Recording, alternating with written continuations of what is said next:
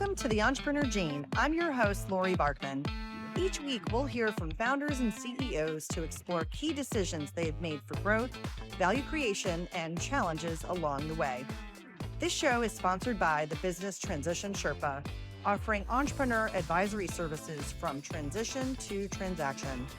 Don't forget to hit subscribe, follow us for the latest episodes, and visit thebusinesstransitionsherpa.com for more exclusive content. Let's dive in. Welcome back to the Entrepreneur Gene. I am so excited to be with my guest today. It's not often that entrepreneurs are lawyers, but she is, and she's in every true sense an entrepreneur, and she works with businesses to help encourage their people to be more entrepreneurial intrapreneurs. She's a podcaster called, her show is called Hire and Empower, and she's previously founded a software company called Lawyers with a Purpose. She is the founder of Hiring and Empowering Solutions. Welcome from Colorado, Molly McGrath. Oh, thank you for having me. I'm excited about our conversation today. And I know we have some mutual friends, which is always fun to discover. We won't name them by name, but one of them lives in Colorado. And if she's listening, she knows who she is. So first question right out of the gate, Molly, is there an entrepreneur gene and what does it mean to you? You know, I love this question. I've always heard the definition of an entrepreneur is when you have anti-authoritarian complex. Michael Gerber writes about that in the E-Myth, one of the very first books that I read when I entered the coaching industry back in the mid 90s. And, you know, it's almost like that entrepreneurial seizure where you're really good at what you're doing. Maybe you're collecting a paycheck, you're working for the man, what have you.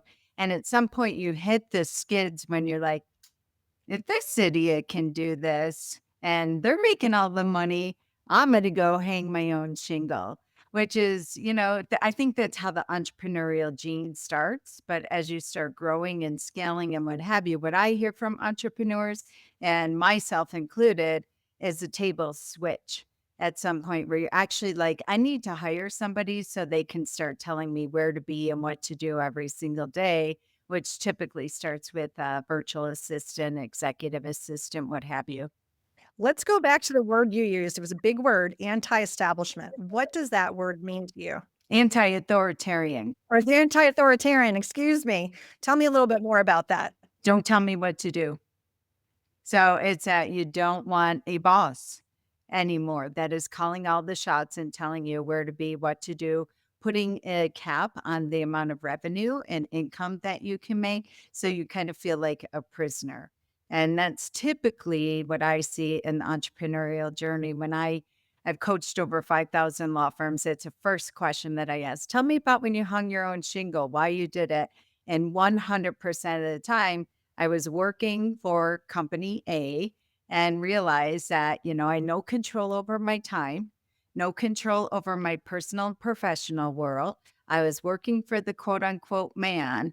And I'm like, what if I go hang my own shingle and start this? So that's really the anti-authoritarian, like, let me call the shots. It's really about freedom. But as most entrepreneurs know, it's the grass isn't always so greener on the other side, especially when you're doing it on your own until you really leverage and scale and hire and delegate and elevate.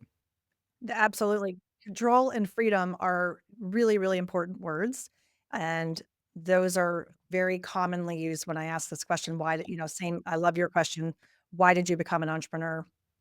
And I think for the other part of what you mentioned is really very interesting, which is at some point the tables turn where we want to take a step back or we want to bring others into the fold so that they can tell us what to do. I love that point as well. As you've learned entrepreneurship, as you've encouraged others to be entrepreneurial, do you believe that we can teach entrepreneurship? Indeed. Indeed. You know, I write in my books and my podcasts, I have a term called intrapreneurs. And one of my books was Intrapreneurs in an Entrepreneur's World. And I do believe we can teach it, even if their name's not on the building or they maybe are not, you know, a shareholder or getting profits or what have you. But when they're connected to your purpose and your vision and your true north, you can absolutely teach how to walk, talk, and act like an entrepreneur. It's a word that I'm familiar with. I don't know if the audience is familiar with, so let's double click on it a little bit. In my experience, when I was working at a big co, like let's say it's a publicly traded company, I always felt like I was a little bit of the odd person out, that I wanted to be more entrepreneurial. I wanted to have that control, and I didn't have the freedom, but I wanted to have more control and influence over what I was doing. Of course, I had a boss. And so I think I was sort of this hidden entrepreneur for a lot of years until it was the right point in my career. And then I joined a startup, and I wasn't the founder, but I was enjoying that entrepreneurial spirit, and then I went back and forth and back and forth. And so for those listening, or maybe those people who've experienced this where they're that grass can be always greener, the people on our team, how to think like an owner. I feel like that's part of it too. You're not just getting a paycheck, but you want to innovate, you want to make a difference. And what is your experience with people who just need a little bit of a push? How do we get them to be a little more entrepreneurial? Yeah, I love that you even use that word, just a little bit of a push, because I get that's the number one phone call I get. How do I get my employees to step up and lead? How do I get them to care as much about the clients, the calendar, and the cash flow as I do as the entrepreneur? And so for me, it's really bringing them into every conversation in the beginning. What I teach for my employees to teach them how to think, walk, act, talk, behave like an entrepreneur, the business owner, is what I call teach, show, do, go, grow. So when they begin to shadow you in every process and you're doing a pre, during, and a post huddle, so we're walking into a sales meeting. Here's the agenda. Here's the outline. Here's the goal. Here's what we want to accomplish. Here's what I want you to witness when you're in the meeting with me. And then when you debrief and you have them present what their takeaways are, it is amazing how much they're, not thinking that you're the, classic old fat guy that's collecting all the money in the conference room. And then I'm only getting paid X amount of dollars an hour. No, they're seeing all that goes into it. So they're seeing behind the curtain and they're understanding. And when they're shadowing you, one of the things that my boss did to me when I was at the tender age of 27, he said, I want you to shadow me around your first day at work. You're going to shadow me from Monday through Friday.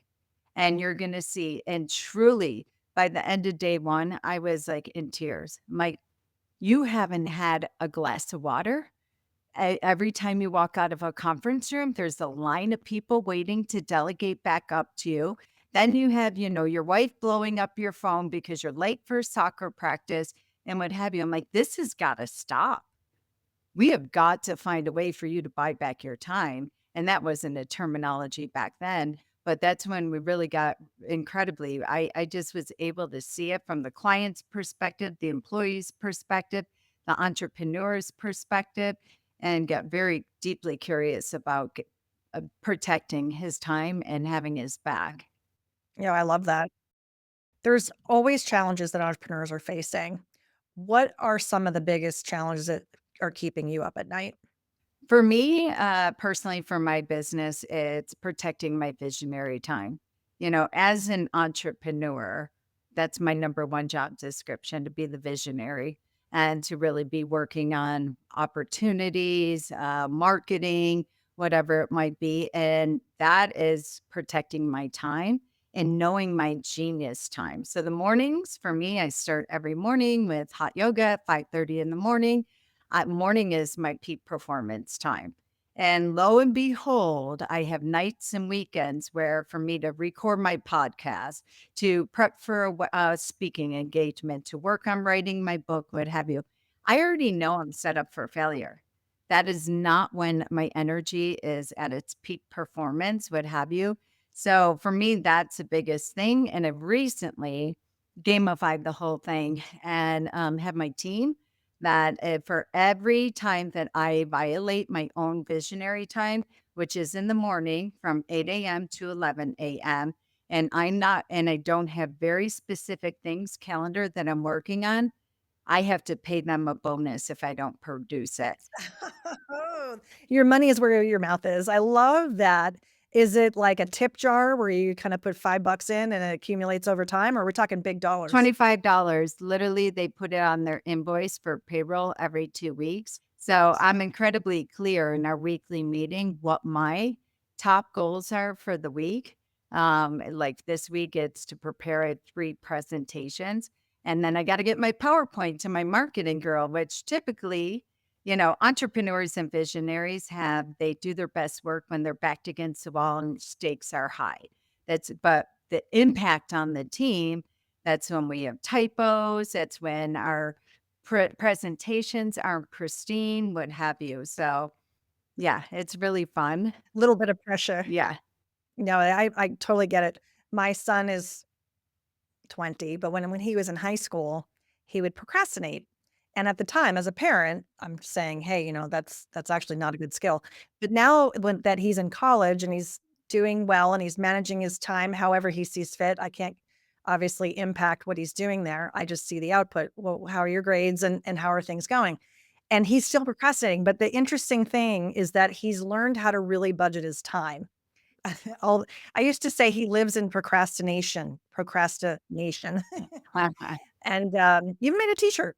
No, I think that it's a skill, right? And so you're right. When we get our backs against the wall, we have a little bit of time pressure, which serves us, but it doesn't serve our team. The other thing about time that I wanted to go back to, I had this funny picture when you were talking about following your boss around and shadowing and then saying, "Holy crap, your day sucks." It would be so interesting if we all had that experience, if not everybody was kind of given the opportunity, "Hey, please follow me. Tell me where I need to do better and how I manage my time."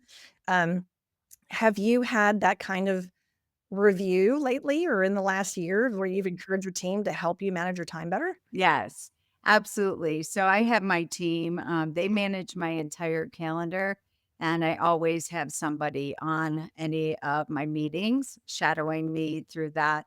And then part of their job is area process improvement, production improvement, now with AI, what have you.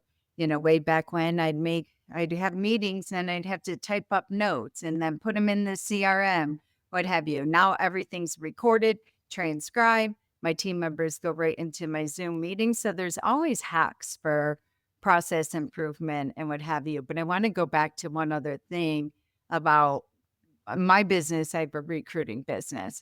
And when we place people in, that's actually week 1 of their training is to shadow the entrepreneur, regardless of what their position is, and to sit with them. And the feedback that we get for people improvement, process improvement, production improvement, which ultimately all impact profitability, is incredible. If you were gonna give advice to an entrepreneur who was dealing with some of the challenges that you just articulated a moment ago, what are some of the things that you would suggest? In regards to time management or getting, In regards to time management, yes. I would say as quickly as possible to hire somebody, and to delegate and elevate. So often I'll hear from entrepreneurs, they're like, well, I have to get ready. I got to make sure our processes are in place. I have to make sure I have a job description for them. I'm not really sure what they'll do. And I say, you're never going to find that time. It's not on you to even build the processes and or the job descriptions. When I first hired my first director of operations, I wrote an ad and put it on Indeed that literally said, I'm an entrepreneur. I'm stressed out. I have no balance in my personal life and professional life. We have absolutely no systems or processes here. If this sounds good to you and this is your skill set to get me organized on track, please apply. I would have shut the ad down after an hour. I had 48 people apply. I had to shut it down, and then when I started getting in the Zoom room and interviewing people, I was amazed because I would come in, they were like, "I couldn't wait to meet with you. Here's where I'm gonna start. Let's talk about your time template. Now let's talk about this." And they were actually showing me in motion their job description. And so I think taking the pressure off us as entrepreneurs that we don't have to have it perfect and in a bow. When you hire right and you have somebody who has proof of concept that they've done that before for a startup, entrepreneur, what have you, just share with them the things that are keeping you up at night, start tracking them. I started with a good old fashioned legal pad and a pen. and writing down every time I had to touch something, is this sucking the life out of me or is this lighting me up? Is this my unique ability and something only I can do? And if not, what would I do to get rid of it? And I just kept putting it, and I had a list, and the stuff that was sucking the life out of me, it was a hell of a lot longer than the stuff that was lighting me up. We all have those things, don't we? We all have those things that just suck the lifeblood out of us.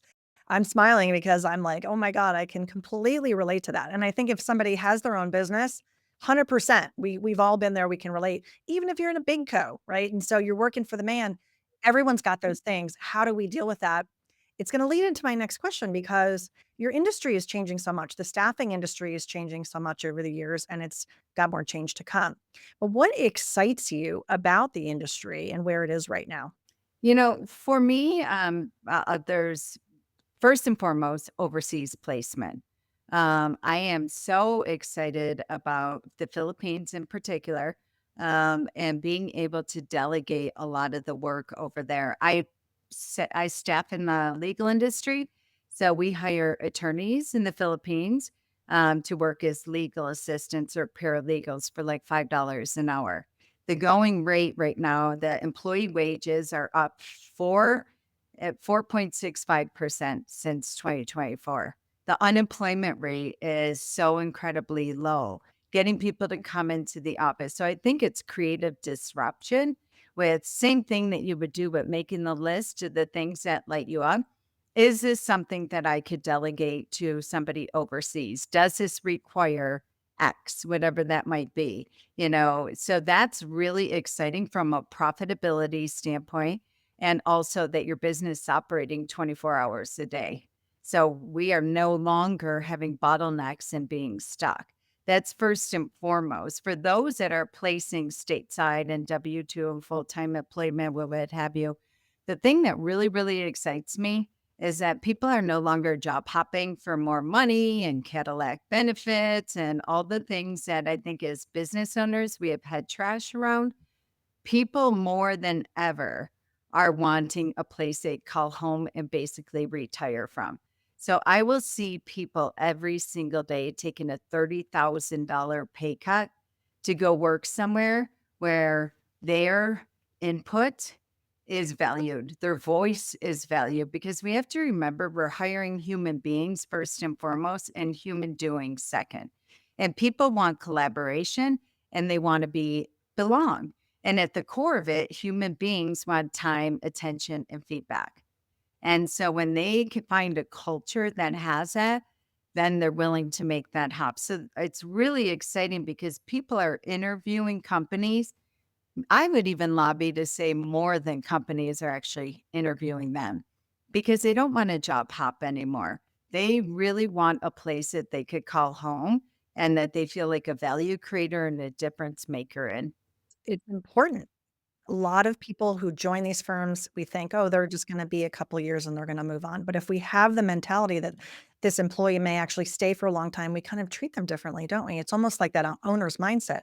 We care about the longevity, we care about the continuity of people's careers. Treat them differently than, oh, you're here temporarily and I'm not going to invest in getting to know you because you're going to leave in 2 years. Well, what happens? Of course, they're going to leave in 2 years. So it's a shift, I think, as from employers, it's a shift for people joining to have that framework in mind. The other thing that you and I had talked about kind of in preparation for this call is unique to the legal industry where it's been typical for ownership of law firms to only be for lawyers. Kind of makes sense, right? But I think there's some states that you had mentioned that are changing that law and dynamic. And that would probably be pretty important for the key staff in a law firm to want to stay there and feel like they're participating in an equity, participation in some way, shape, or form in these firms that wasn't available to them previously. Is that something that also you see is adding towards this view of a longevity and staying in one place?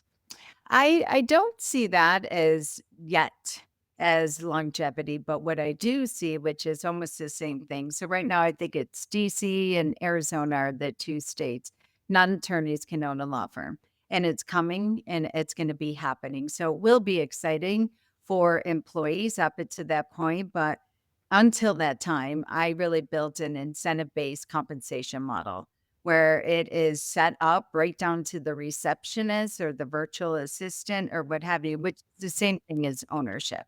And it's set up in a way where they're part of the creation of it based on their KPIs attached to their to because a lot of times, depending on the employee, the position, what have you, they might not want to own a business per se, but they do want to be rewarded for their hard work and their investment and really being an entrepreneur. And what I say about the entrepreneur is that they are an owner without their name on the books and or on the business, but they use verbiage like our clients.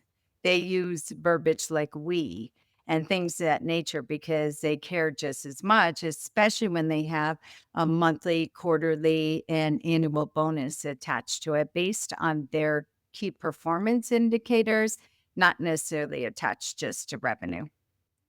Yeah, that makes a ton of sense. I want to switch gears and learn a little bit more about you, your origin story.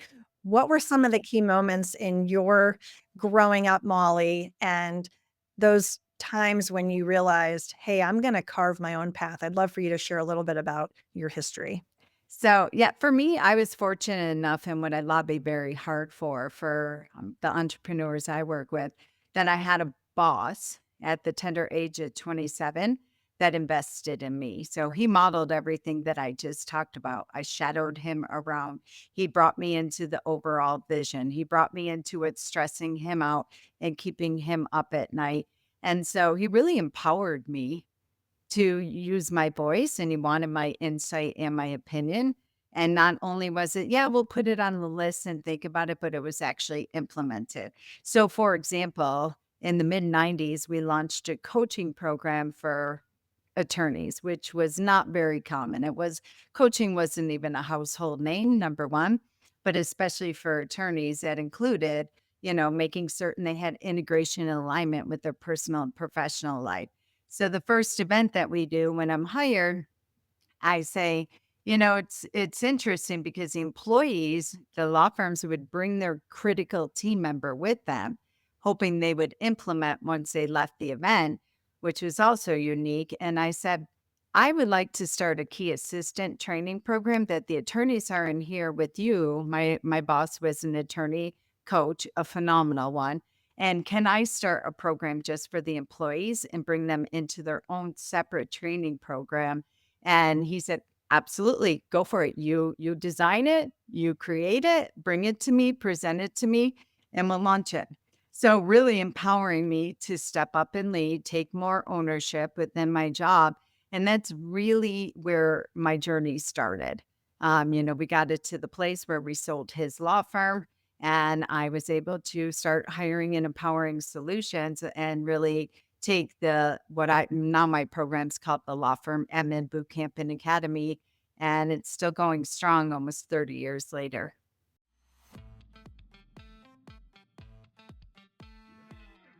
If you love the insights on this show, you'll love the insights I share in my book, written for entrepreneurs like you who are building with your exit in mind. Take the next step in your business journey to make your business more scalable and valuable. Head on over to btsherpa.com/book to grab your free digital copy of the Business Transition Handbook. Or you can also click the link in the show notes, btsherpa.com/book. It's a wonderful combination of skills because I've worked with a lot of attorneys over the years, and many of them are just kind of want to do their thing, whether it's writing or, reading, law firm, law. What are we doing? Right. We're understanding the contracts and we're trying to find the right opportunities for our clients. If you're doing litigation, that's a whole other set of skills that some lawyers might have. Marketing, business development, education, and training is generally not at the top of the list, but it clearly is for you, which is just so beautiful that you found your path and you're using your God-given talents and that your superpowers, if you will, in an industry that you know so well. And I just love how you've put it all together, Molly. Thank you. Going back to kind of like the staffing and hiring as well, I see it as a retention tool as well, and a client employee attraction program. because most entrepreneurs have no shortage of marketing agencies, consultants. They fly around the country going to these different conferences and things that nature. And then they come back with the binders and all the goodie and dump it on the critical team member's desk and say, here, implement this. And they're like, oh, what am I going to do with this? And it's really wonderful for I believe, the employees to have their own path for their own professional and personal growth and coaching as well. If you could go back in time to any particular point on your origin story that you shared and give yourself some entrepreneurial advice, what would it be and when would it be? It would have been the day that I hung my own shingle. I, was fortunate enough to hire a bookkeeping company and know that was not my strength at all.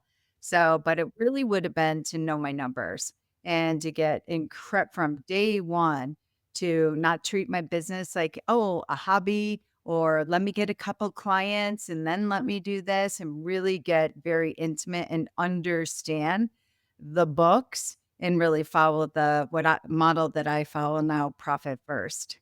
I'm familiar with that book. That's a great book. Do you wanna just mention a little bit about the model? Yeah. So in essence, it's very much so gamification, if you will, and how you treat your numbers. So you're putting money for your operating. I think it's five different buckets: taxes, operating expense, savings, and then I can't remember the other two off the top of my head because now my CFO does all that for me. But it's really, treating your business like a business and not just waiting to get the bill from the IRS at the end of the year and then sweating. And their whole model is that you actually empty out your operating account every 2 weeks, down to zero. Now, that's extreme. And I do have some of my law firm clients that do it because it keeps you on your toes to consistently be generating revenue. You should never have money just sitting there. Your money should always be working for you and investing in that. So for me, it would really just be, instead of, do we have enough to cover payroll? Is there enough in here for me to get paid after all the bills are paid, to really start treating it like a business and get myself getting a paycheck from day one? Oh, that's really smart. I wanna talk to you about purpose. You mentioned North Star, you mentioned alignment, you mentioned having teams be part of that and feel part of that, and that's part of the key piece of being entrepreneurial, using words like "our" and "we."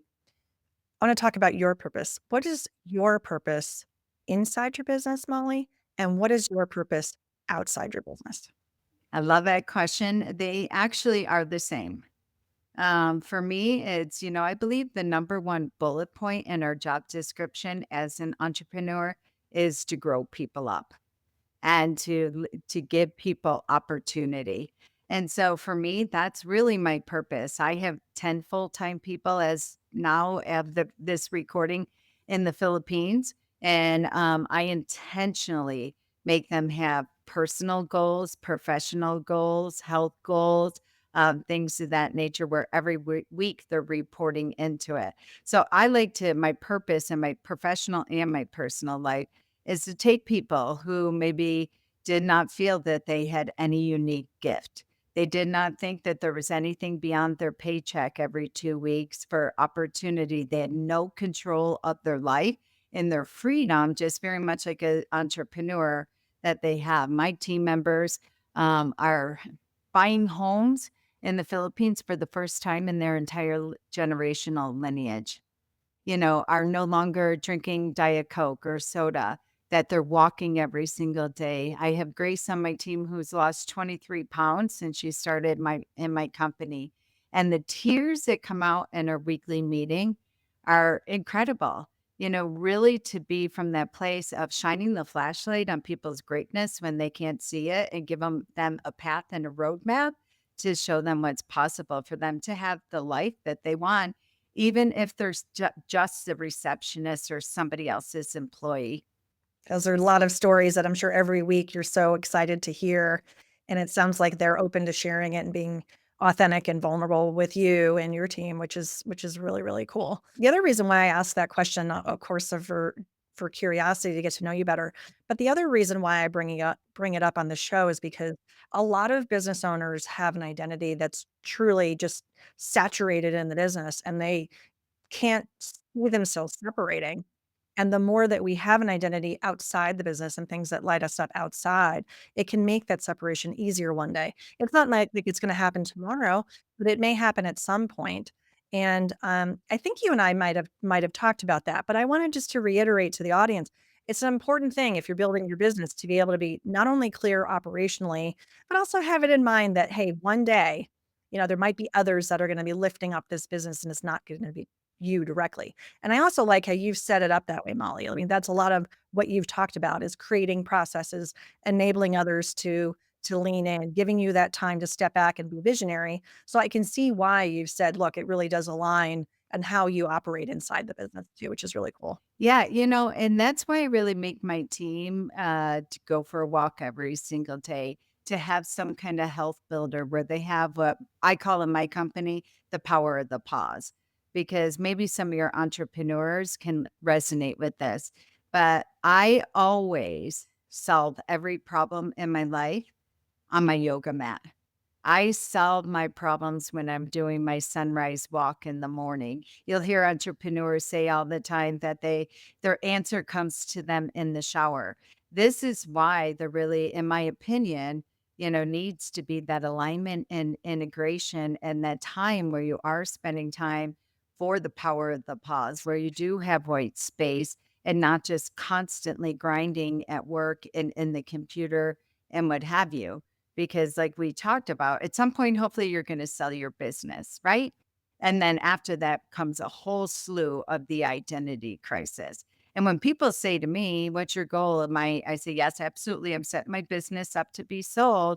Like, what would you do all day? You're such a hard worker. You love your work. You love your clients. I'm like, I already have my time template laid out of exactly what I would do every single day, the day that I am no longer working. And so, I think it's just really if you can start living it now and living as if, and anyway, you have to have some healthy self accountability in it. Maybe you say to yourself, okay, this business is being sold 24 months from now, whether that's true or not. And what am I going to do with my time? And then just one small step at a time. Maybe you have to go find hobbies or volunteering, or maybe, for the first 6 months, it's going to take you to even get comfortable with leaving at 11 o'clock in the morning and going for a walk for an hour. And I always say, have your team members hold you accountable to that. I want to start having more personal time or health time or self time to reflect or what have you. Same way I do. I'm always about gamification and extreme accountability for me. And you saying, you know what, Susie, if Susie's your VA, at 11 o'clock, you kick me out of the office. And if I don't leave and I give you a bunch of reasons and excuses, you get a $25 bonus. Whatever you have to do to hold your feet to your dreams, sometimes in spite of yourself.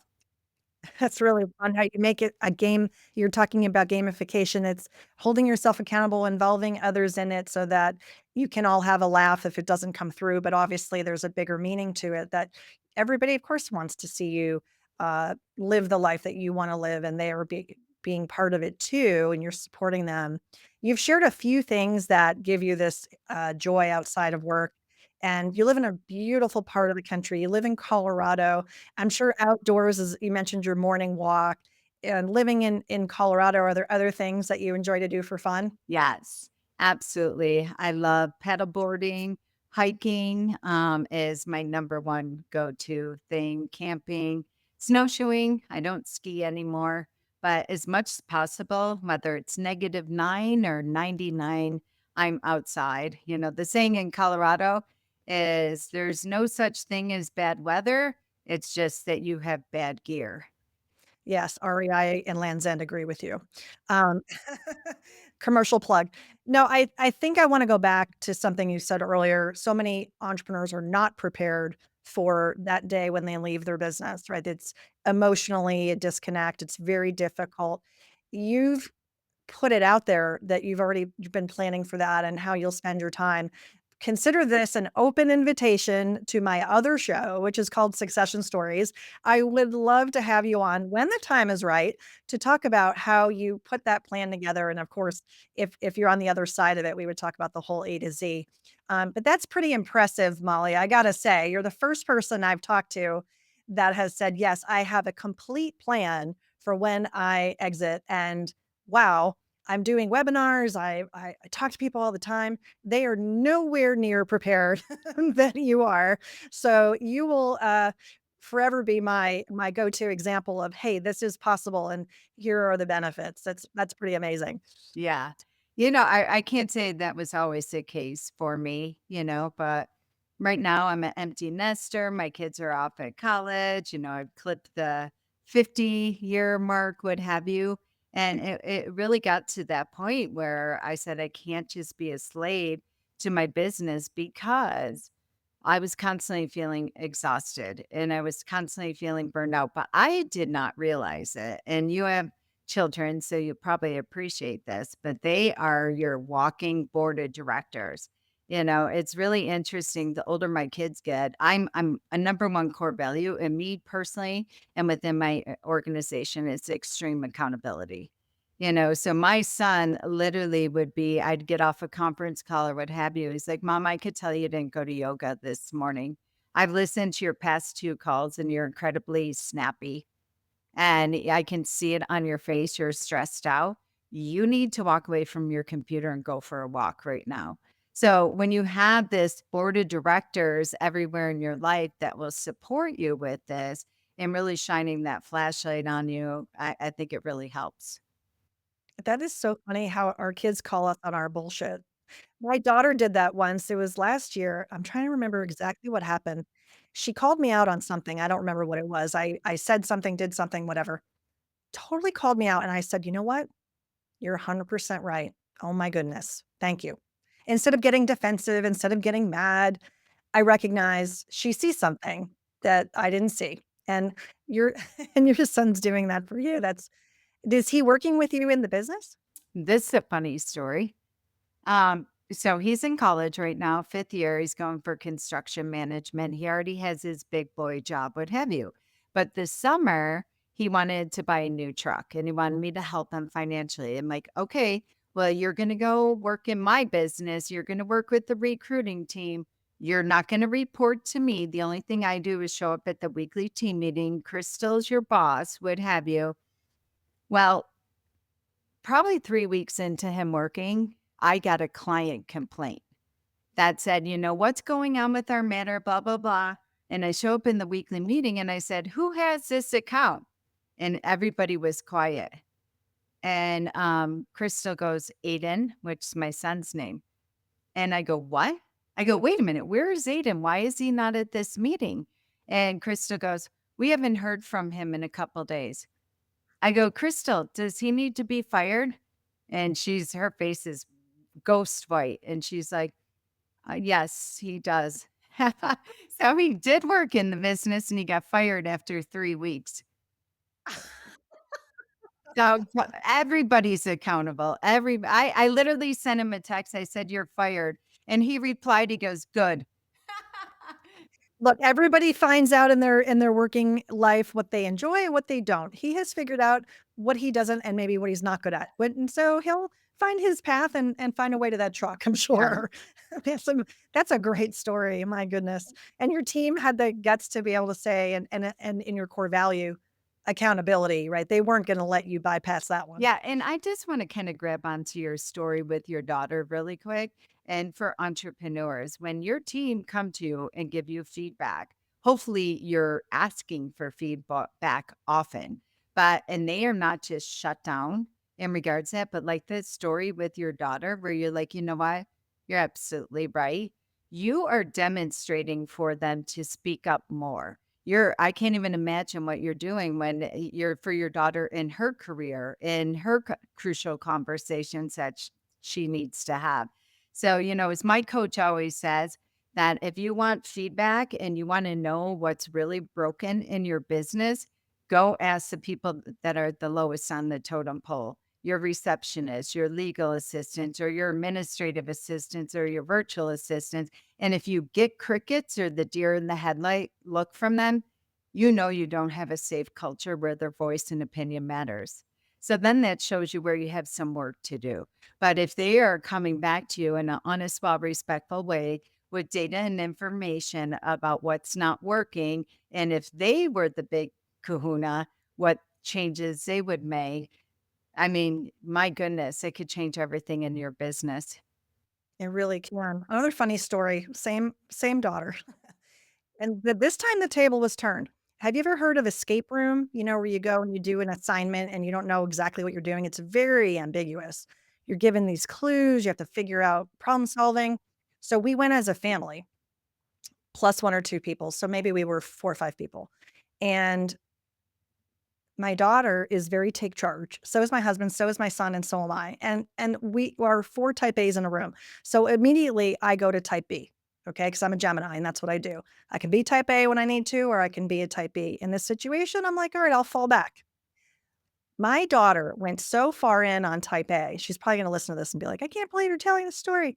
She went all in where I was giving some insight into a potential clue. She completely talked over me, completely ignored me. And it turns out I was right.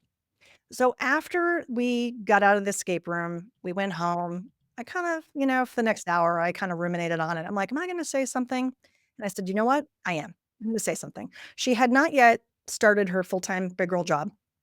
And I said to myself, you know what? This is going to help her. I said, I won't say her name, but like, hey, one day you might be leading teams.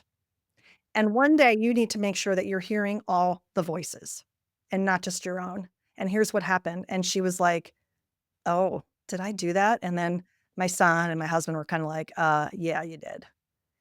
And so she ruminated on it and then she apologized. And it's important. It's important to give these teachable moments, curbside feedback, right? Doing it in a way it was loving, right? I wasn't trying to like beat her up over it. It was a game, right? But I knew that it would have consequences if I didn't say something to her. Yeah. Oh my goodness. I love that. I build in with my teams and the support team to always have a debrief after, talk about what worked and what didn't work in our communication and how we process something. And it's liquid gold when you can standardize it, structure, and do a debrief after every event and or every meeting, any kind of transition or implementation of a new initiative. Yeah, I love that. It's smart. Really good advice. This has been super fun. We're going to wind it down. Let's recap. There's so much to unpack here. If you want to summarize and just kind of 3 short things, if for all entrepreneurs listening, if you're going to give them some entrepreneurial advice today based on what we talked about, what would that be, Molly? So, number one, if you are feeling the niggle and feel like you own a job versus a business and you can't seem to get any traction, and at least spending a good 60 to 80% of your time in the visionary role, my recommendation is you start to get deeply curious about every activity that you do within your business every single day and not just during business hours, what you're worrying about at 2 o'clock in the morning, and make the list of what's sucking the life out of you or what lights you up. And right from there, you have a job description of who your next hire is so you can delegate and elevate. So that's number one. And then number two, extreme accountability everywhere within your business, including yourself. That we have a culture of accountability and you can hardwire, whether it be a daily huddle, whether it be a weekly stakeholders meeting, whatever it might be, and make certain that you have a framework in there to ask your people for their thoughts, to ask them for what's working, what's not working, and to have a safe place for their voice to matter and that we're actually going to do something about it versus putting it on the proverbial list. Beautiful. Molly, if people want to get in touch with you to learn more, how do they do that? Yeah, the easiest way is go to our website, hiringandempowering.com. We drop a value add blog every Thursday, a podcast every Tuesday, and I record a pocket coaching with the lessons from the week that I'm learning from employees and employers every Saturday. There's so many resources out there for people to connect with you. And I really hope they do take advantage of all of Molly's resources. So, Molly, I had a lot of fun with you here today. We talked about a lot of things that are going to add so much value for entrepreneurs. Thank you for having me. Absolutely. And to our listeners, thank you for joining us. If you enjoyed what you heard today, why not like, follow, subscribe to the show? You can catch all of these videos and more on Business Transition Sherpa on our YouTube channel. And you can also find our sister show, as I mentioned earlier, Succession Stories is also there too. Join us next time on the Entrepreneur Gene, and we'll see you soon.